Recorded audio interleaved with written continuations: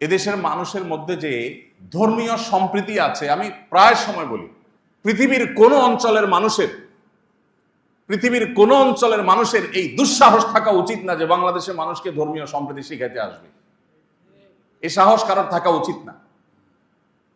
আপনি পৃথিবীর পূর্বে এবং পশ্চিমে, উত্তরে, দক্ষিণে যেদিকে যান দেখবেন মুখে সংখ্যালঘু সংখ্যালঘু জিকির করা মানুষরা কিভাবে সংখ্যালঘুদেরকে উকুলের মতো টিপে টিপে মারে। পশ্চিমারা দেখবেন সংখ্যালঘু সংখ্যালঘু জিকির শোনায় আমাদেরকে।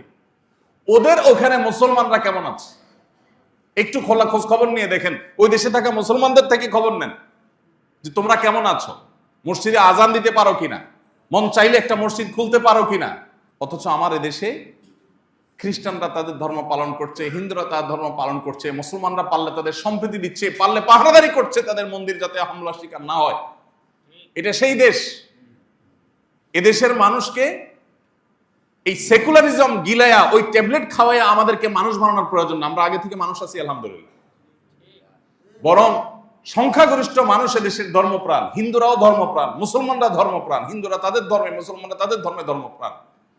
অতএব রাষ্ট্র পরিচালনার যে মূল সংবিধান, সেই সংবিধানে যদি ধর্ম বিশ্বাসের প্রতি শ্রদ্ধাবোধ থাকতো তাহলে এদেশের ধর্মপ্রাণ মানুষদেরকে রাষ্ট্র অন করত, তারা রাষ্ট্রকে অন করত এবং রাষ্ট্র অনেক বেশি এগিয়ে যেতে পারত।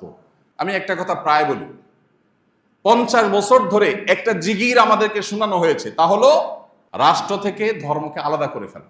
ধর্ম মসজিদের জিনিস, মন্দিরের জিনিস, এটা রাষ্ট্রে আনিও না, রাষ্ট্র সেকুলার থাকতে হবে। তো রাষ্ট্র সেকুলার থেকে তো 50 বছর আমরা দেখলাম কি হয়েছে। যে লাও সেই কদু, যে চুরি সে বাটপারি। আগে পাকিস্তানিরা শোষণ করতে, এখন ক্ষমতাসীনরা করে।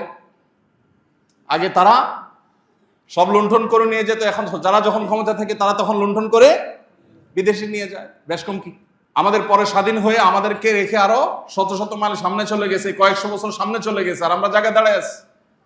তো তোমাদের এই সেকুলার সিস্টেম তো আমার রাষ্ট্রের উন্নতির, বাহ্যিক উন্নতির পথেও নিয়ে যেতে পারে নাই। আপনারা যারা সংবিধান সম্পর্কে জানেন বা ঘাটাঘাটি আছে, ধারণা আছে, বেসিক বিষয়গুলো অন্তত জানাশোনা আছে, তারা বলতে পারবেন যে 1971 সালে দেশের মানুষ রক্ত ঝরিয়ে, জীবন দিয়ে, জুলুমকে না বলে তারা দখলদার এবং হানাদার থেকে এই দেশকে মুক্ত করেছে। অর্থাৎ দেশের জন্ম হয়েছে একটা যুদ্ধের মধ্য দিয়ে। জন্মের পর রাষ্ট্র কিভাবে পরিচালনা হবে সেই সংবিধান যখন লেখা হয়েছে, সেই সংবিধানে ওই মুক্তিযোদ্ধারা যারা যুদ্ধ করে দেশকে স্বাধীন করেছেন, সেই মুক্তিযোদ্ধাদের চেতনা, তাদের বিশ্বাস, তাদের ভক্তি, তাদের ঈমান, তাদের সে উপলব্ধি, সে বিষয়গুলো সংবিধানে সেভাবে স্থান পায়নি। স্থান পেয়েছে উল্টাটা।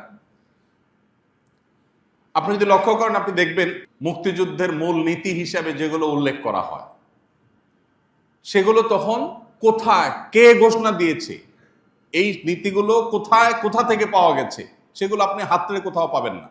যে যুদ্ধ যারা করেছেন সে যুদ্ধের প্রায় সবাই, সকল মুক্তিযোদ্ধারা, তারা রাইফেল রেখে ফজরের নামাজ পড়ে আল্লাহর কাছে দোয়া করে চোখের পানি ফেলে জুলুমের বিরুদ্ধে নিজের মা বোন, দেশের ইজ্জত সম্ভ্রম এবং নিজেদের অস্তিত্বকে রক্ষা করবার জন্য, স্বাধীনতাকে পাওয়ার জন্য তারা আল্লাহর কাছে দোয়া করে তারপর লড়াইতে নেমেছে। সেই মানুষগুলোর এই যে আল্লাহর প্রতি বিশ্বাস, সে আল্লাহ শব্দটা পর্যন্ত সেই সংবিধানে স্থান পায়নি। 7 মার্চের যে রেসকোর্সের ভাষণে সর্বশেষ বাক্য ছিল আল্লাহ। দেশকে স্বাধীন করে ছাড়বো আমরা ইনশাআল্লাহ। ইনশাআল্লাহ মানে কি? যদি আল্লাহ চান। আল্লাহ কি চেয়েছেন না চান নাই? চেয়েছেন। আল্লাহ চাইলে আমরা স্বাধীন হতে পারবো, না হলে আমরা পারবো না। এটা ছিল যখন রেসকোর্সের ভাষণের সবচেয়ে গুরুত্বপূর্ণ অংশগুলোর একটি। যখন স্বাধীন হয়ে গেল তখন সংবিধানে আর আল্লাহ শব্দটা শুরু থেকে শেষ পর্যন্ত আর কোথাও নেই। কিভাবে আমাদের চেতনাগুলো হাইজ্যাক করা হয়েছে, কিভাবে আমাদের বিশ্বাসগুলোর সাথে ভণ্ডামি করা হয়েছে, প্রতারণা করা হয়েছে, ঠকানো হয়েছে, সেটা আপনি প্রতিটা পাতায় পাতায়, লাইনে লাইনে ধরতে পারবেন। এটা বোঝার জন্য পণ্ডিত হওয়ার দরকার হবে না, চোখ কান খুললে আপনি দেখতে পাবেন। যেই স্বাধীনতা অর্জনের আগে বলা হয়েছে আল্লাহ চাইলে হবে, না হলে হবে না, স্বাধীনতা হওয়ার পর আর আল্লাহর নামই নাই। এই মুক্তিযুদ্ধে সকল মানুষ সামিল হয়েছে, ঠিক আছে, কিন্তু সেখানে সাধারণ মুক্তিযোদ্ধাদের যে সমস্ত ছবি আপনারা এখনো অনলাইনে পুরাতন ছবি পাবেন, সেই ছবিগুলোকে একটু বিবেকের চোখ দিয়ে যদি পড়ার চেষ্টা করেন, দেখবেন এরা কেউ সেকুলার ছিল না, এরা ধার্মিক ছিল। ওই ছবিগুলোকে যদি আপনি বিবেকের চোখ দিয়ে একটু পড়ার চেষ্টা করেন, আপনি দেখবেন তারা সবাই প্রচন্ড রকমের ধর্মবিশ্বাসী মানুষ ছিলেন।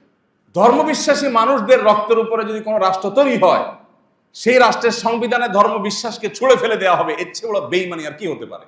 আপনি তখনকার স্বাধীনতাকামী মানুষদের বিরুদ্ধে দাঁড়ানো যে রাজাকারদের ছবিগুলো এখনো পাওয়া যায়, সেগুলোকে একটু বিবেকের চোখ দিয়ে পড়ার চেষ্টা করেন, দেখবেন একটারও মুখে দাড়ি নাই, ধর্মের কোনো নামগন্ধ তাদের শরীরে নাই। কিন্তু সেই রাজাকারের চরিত্রে দাঁড় করানো হয় এখন সাদা শুভ্র দাড়ি বিশিষ্ট ধার্মিক মানুষগুলোকে। মুক্তিযুদ্ধকে দাঁড় করানো হয় ইসলামের বিরুদ্ধে, আর মুক্তিযুদ্ধের বিরোধীদের ওখানে দাঁড় করানো হয় ইসলামকে এবং মুসলমানদেরকে। অথচ ঘটেছে তার উল্টা। তো এইভাবে আমাদেরকে প্রতারিত করা হয়েছে, এভাবে আমাদেরকে ঠকানো হয়েছে। আমি একটা কথা প্রায় বলি, 50 বছর ধরে একটা জিগির আমাদেরকে শোনানো হয়েছে, তা হলো রাষ্ট্র থেকে ধর্মকে আলাদা করে ফেলা। ধর্ম মসজিদের জিনিস, মন্দিরের জিনিস, এটা রাষ্ট্রে আনিও না, রাষ্ট্র সেকুলার থাকতে হবে। তো রাষ্ট্র সেকুলার থেকে তো 50 বছর আমরা দেখলাম কি হয়েছে, যে লাউ সেই কদু, যে চুরি সে বাটপারি। আগে পাকিস্তানিরা শোষণ করতে, এখন ক্ষমতাসীনরা করে। আগে তারা সব লুণ্ঠন করে নিয়ে যেত, এখন যারা যখন ক্ষমতা থাকে তারা তখন লুণ্ঠন করে বিদেশে নিয়ে যায়। বেশ কম কি, আমাদের পরে স্বাধীন হয়ে আমাদেরকে রেখে আরো শত শত মাইল সামনে চলে গেছে, কয়েকশো বছর সামনে চলে গেছে, আর আমরা জায়গায় দাঁড়ায় আছি।